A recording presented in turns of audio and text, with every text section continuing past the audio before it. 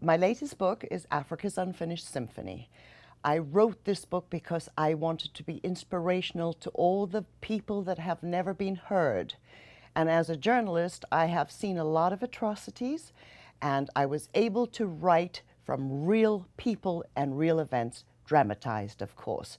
But the purpose of my books, all three of them, are to bring inspiration to others because they are living testimonies of the human spirit to survive.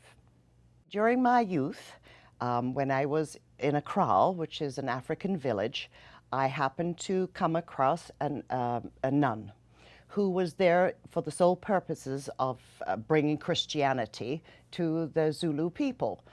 As a child, we were not sort of forced into any of this, but she was a wonderful soul, very, very kind.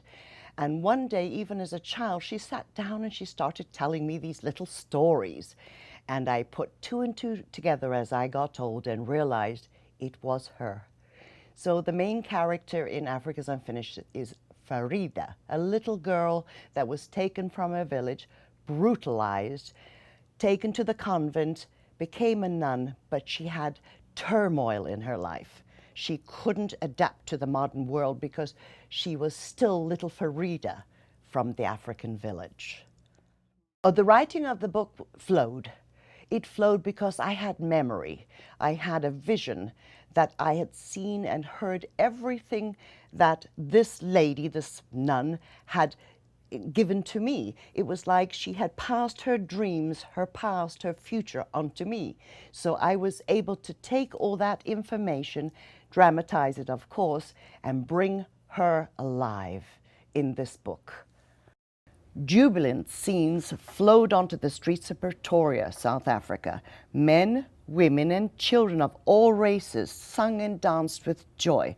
Together they were celebrating a historical event, a ceremony that was taking place in the administrative capital of the Republic of South Africa.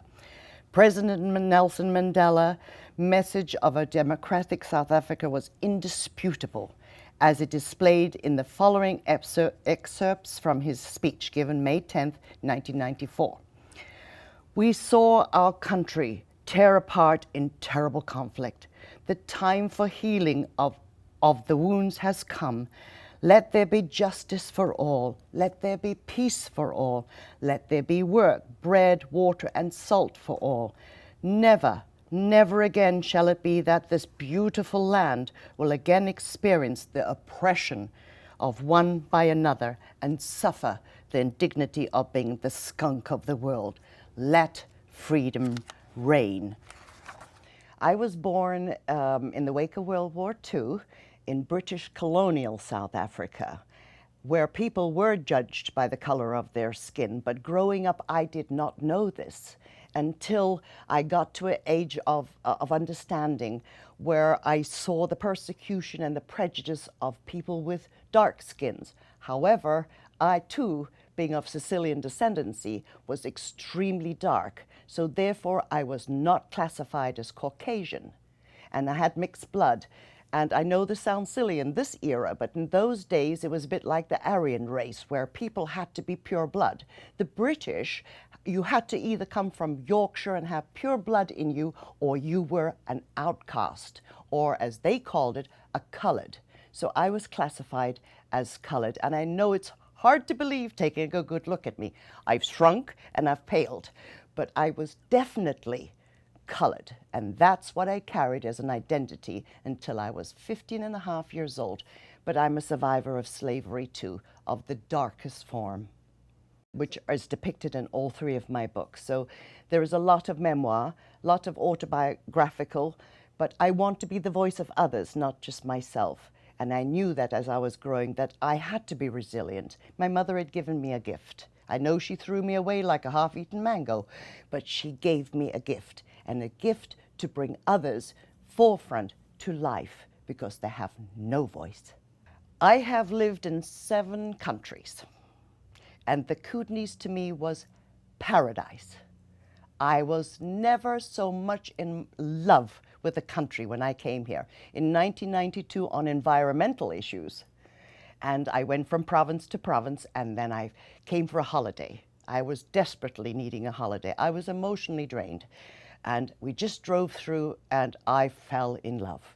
And I'm never going to leave. I'm a Kootenay's writer for the rest of my life. I might have to go across the planet, but I will always return because here is a piece of paradise.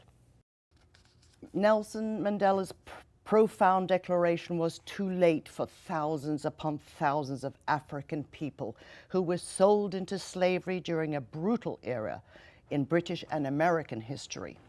Mandela's ceremonial proclamation, "Let freedom reign," was too late for the hundreds of black men, women, and tiny children who lost their lives in the Soweto uprising on June 16, 1976. On that tragic day, in a hail of automatic rifle bullets racing out of white-controlled armored vehicles, high school students protesting the enforcement of the language of the oppressor, Afrikaans, dropped dead like swatted flies onto the dirty streets of a settlement that had been set aside for blacks by the white ruling South African government in 1931. Soweto Township, then and now, is a place of ghost footsteps that represents sacrificed settlement children who will forever be heard walking those dusty roads. Among them is someone who stood out in a crowd, a restless white soul, like the black children, has not found in the peace in the beyond. And that person is me. I want to be that voice. Collectively, I'd love many voices. But because I've written these African set novels based on fact, again, dramatized, author's license, I want to be that part of them because they don't have a voice. They're unsung heroes.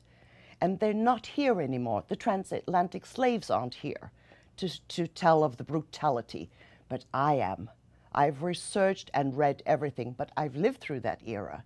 So I'm a spokesperson, and through my writing, I want people to realize there's hope, and that's why I write them.